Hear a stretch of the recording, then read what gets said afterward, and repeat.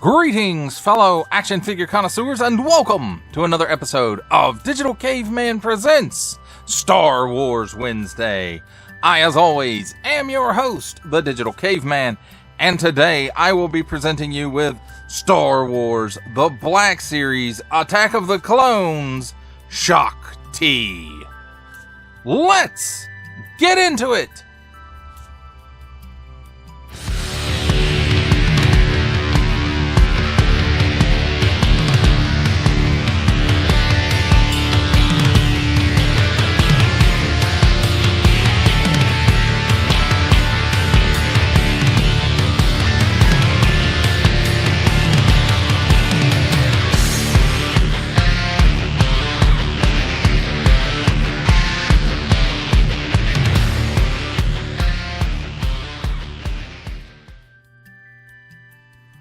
Let's begin with a look at the packaging. And here on the top, we've got nothing except a couple of pieces of tape and a peg hook holder. Star Wars, the Black Series on the front. Nice big window showcasing the figure and accessories, or at least most of the figure. And then on this side, a little bit of window there. Here it says 08 Shaak Ti, so she's 08 in the Star Wars Attack of the Clones subline. Warning, don't stick things in your pie hole that do not belong there. 4 and up, assortment number if you need that kind of thing. And Hasbro print on the bottom. Small print, fine print, legalese print, made in China print, symbols I'm not going to learn, and a barcode. On this side, nothing until we get right here. And then we have this line continuing from the front to the side at an upward angle around to the back. Star Wars The Black Series at the very bottom. On this side, we have artwork of Shaak Ti. And it even says Shaak Ti at the bottom. And then finally on the back, that same artwork just zoomed in. Look at the artwork. It says Star Wars The Black Series, Shaak Ti. A wise and patient Jedi Master, the Togruta Shaak Ti fought at the Battle of Geonosis and supervised the training of clone cadets on Kamino, which we saw in the Clone Wars. And then here is same stuff in some other languages I don't read. Again, she's 08 in Star Wars Attack of the Clones subline. Attention! Especially don't stick things in your French pie hole. Includes figure and accessory. Warning, attention, Octoon, don't stick things in any language pie hole that do not belong there. Don't give it to babies. Small, fine, legalese, made China print, Disney print, Hasbro print. And that, my friends, is a look at the packaging. Let's take a look at the figure and her accessories, or accessory, depending on how you want to look at it. So first of all, let's look at it this way. Here's her lightsaber blade. It's a nice translucent blue plastic, like most blue lightsabers. And then there's the post that inserts into the lightsaber hilt port. And as you can see, it's not the newest version of the lightsaber peg, but it's not bad. It sure beats that really thin one with the one ring around it, or sometimes has 2 rings around it. So this one has a thicker post with the 2 notches in it. So very cool, I guess. But it's a lightsaber blade. Next up, we have handy dandy tweezers. So we can take a look at her hilt. And here we have a nice silver paint app on it with a nice gold paint app down here toward the emitter. It does have a post right here, but I don't think she has a port in her belt for storage, so we'll have to look at that when we take a look at the figure. But it does have nice molded details. There's a few buttons in there, no paint apps on them though. So, and of course the way it works, there's a port and the post, and well, let's take a look at the figure herself. And all I have to say is the paint and sculpt for the head are just, it's wow. I mean, look at all that detail in there, all the paint app details for her head tails, or Liku. I'm not sure if her species it's Liku, but it is head tails, and even back here. So very nice, detailed Togruta, and you know, the effects for the eyes and the lips. And I'm not sure how much of this is their photoreal or inkjet, whatever you want to call it, but it's on there, it's detailed, and it's pretty darn accurate to the sculpt, at least. I'm talking about not a lot of bleeding outside the lines and stuff like that. So very nice. The eyes, all of this jewelry piece, and the gold around the white here, and then the paint on the lips, and again on her Liku. Soft goods cloak, and it's okay. This piece is a very soft, flexible plastic, so it does get up out of the way. And so so her torso reminds me of Rebels Ahsoka, but it's not that, it's different. And let's go ahead and take the soft goods cloak off. And it's got a hood on it, but it's sewn down. And you know, the soft goods on this is about what you would expect from Hasbro, and the Black Series in particular. So we'll get that out of the way. And then I guess we can go ahead and take this off too. At least I think we can. No, we can't. It is glued. So that piece stays on. And she does have storage right there for her lightsaber hilt. And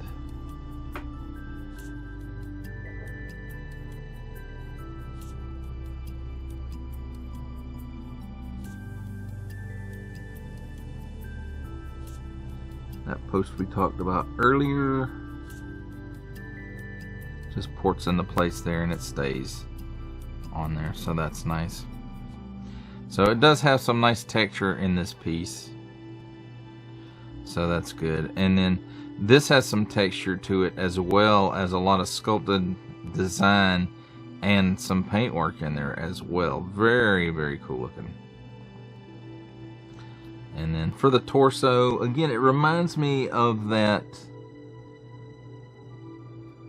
Rebels Ahsoka, but it is not. It's not that torso. It's just the design of the tunic is similar. So there is that. The soft goods skirt here, it's a little bit longer in the back, so it's kind of like it's got a train on it. And not a choo-choo train, guys. A dress train. But it's made out of that same material that Luminara's skirt is made out of. And it's very, you can see it's really bad on Shaak T, all the threads and stuff coming off of it. So there is that. As far as her legs, again, their reuse, I'm not, like Luminara, I'm not 100% sure where they come from. I want to say this part is Princess Leia. This boot part, I'm not sure where that comes from, but there it is. And then the boot is, I'm not sure where it comes from either. If it's not a new piece, it may be a new piece, but it's not the same one as Luminara, and I thought it was, but it's not. So let's take a look at her articulation real quick. The head is on a dumbbell and a ball joint at the bottom of the neck, and the neck is a separate floating piece. And she can't really look up much because of this piece. She can't really look down much because of these two. She does have a little bit of chicken neck. She's got some waggle. And she can, let's see if she can do the full Exorcist. with a little bit of difficulty moving those head tails around, but she can do it. So at the shoulder there is a butterfly joint, and it goes back that far and forward that far, so it's not the greatest range, but it's better than none. 360 degrees of rotation there, and she can raise her arm up there at the shoulder a little past 90 degrees. Single hinge and swivel at the elbow, swivels around 360 degrees, and a little better than 90 degrees at the elbow. 360 degree rotation at the wrist on an up and down hinge. And then the other side is an up and down hinge as well. Nothing in the torso. We do have a ball joint at the waist, which allows her to hula. She can lean left and right. She leans back that far, so not bad. And she leans forward that far, which isn't a lot. So she does have rotation at the waist, 360 degrees worth of rotation. And then you have to raise the skirt up just a little bit so we can test her articulation here at the hips. So at the hips, you get that much of the splits, and that is literally as far as the legs will bend. It has nothing to do with the overlays or anything like that. The soft goods, none of that. She can kick forward that far, which looks about like 90 degrees. Back about a half of her step. Cut at the upper thigh for a full 360 degree rotation. Double hinged pinned knee, and it gives you that much bend, which is really good range of movement wise. Then at the top of the shin there is a boot cut for another 360 degree rotation, and then at the ankles tilts down that far, tilts up that far, and forward facing pin for rocker. Now if you store her lightsaber hilt on her belt, there is no storage for her lightsaber blade, and I'll just put that cloak back on her later. She doesn't look right without the cloak though, does she?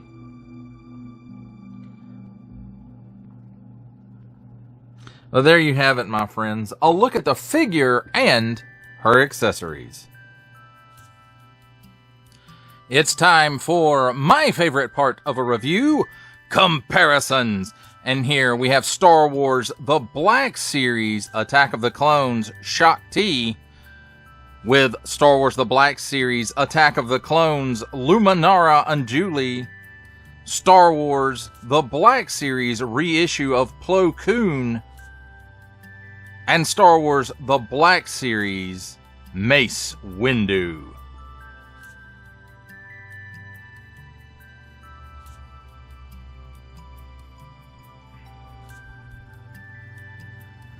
For our last set of comparisons, here we have Star Wars The Black Series Attack of the Clones Shaak Ti with, from the Marvel Legends series, making his cameo appearance, Stan the Man Lee. From G.I. Joe Classified series, the Hasbro Pulse exclusive Regal variant Cobra Commander. From Star Wars The Black Series, the Archive Edition 501st Legion Clone Trooper. And for a 7-inch scale comparison from the Masters of the Universe Masterverse line, the 40th Anniversary He-Man.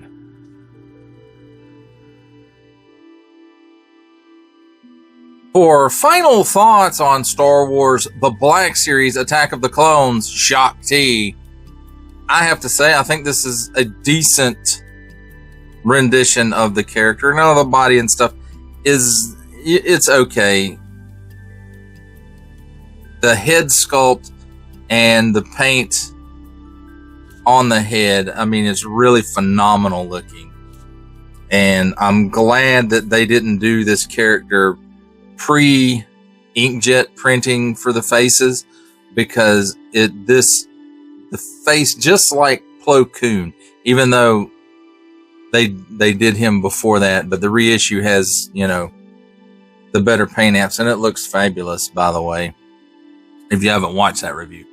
And I feel the same about this head sculpt. You know, the rest of it is okay. The head sculpt and the deco on the head and the face is superb. It is above par. The soft goods, not so much. I mean, like the skirt piece is very, it frays at the bottom very badly. And Shaak Tees did that too, and I probably forgot to mention that in the final thoughts on her video. But Luminara and Dooley, rather, because this is Shaak Tee. But Shaak Tee here, hers is by far worse than Luminara's. It doesn't take any, I mean, it came out of the package and there were threads falling off of it. So, you know, I don't give high marks. I very rarely give Hasbro marks at all on soft goods, other than they included soft goods instead of plastic that you can't move your character around in. But they just haven't got there with it yet. I don't know how hard they're trying, really. And at a $25 price point, you know, we should at least be getting better quality soft goods. I ain't gonna say it's got to be top of the line like a Figuarts or Mezco or, you know, nothing like that. I know we're not gonna get that level of soft goods at a $25 price point. However, I do think we could get better than what we're getting. And again, you know, I give them marks for including soft goods on this figure. It's very hard to do this, especially like these long skirts and stuff. And, you know, there are figures where they do get the soft goods right, but it's very far between. You know, examples I can think of maybe right off the top of my head. The Count Dooku, his cape, you know, it's almost perfect. If it had wire in it, it probably would be perfect. Even though it's made out of the, you know, we'll go ahead and call it Black Series fabric. And I think Asajj Ventress's skirt piece was very well done.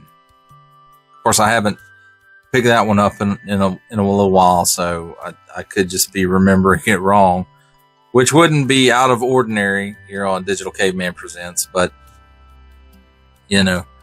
And like I said, the range of movement and stuff on this one, the splits could be a little better. And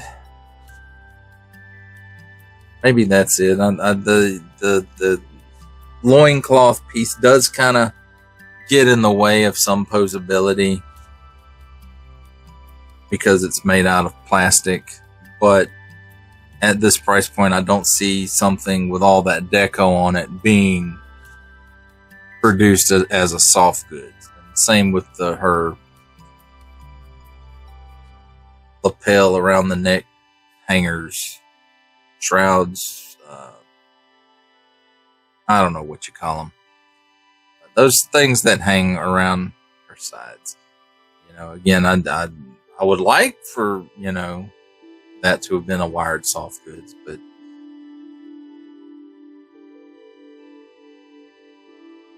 we all wish for horses, I suppose. Figuratively, of course, not literally.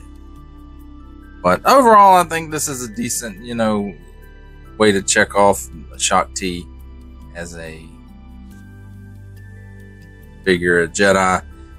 And I think, you know, it's not bad. Again, you know, most of everything's covered up with soft goods except for that fabulous head sculpt, and it looks great.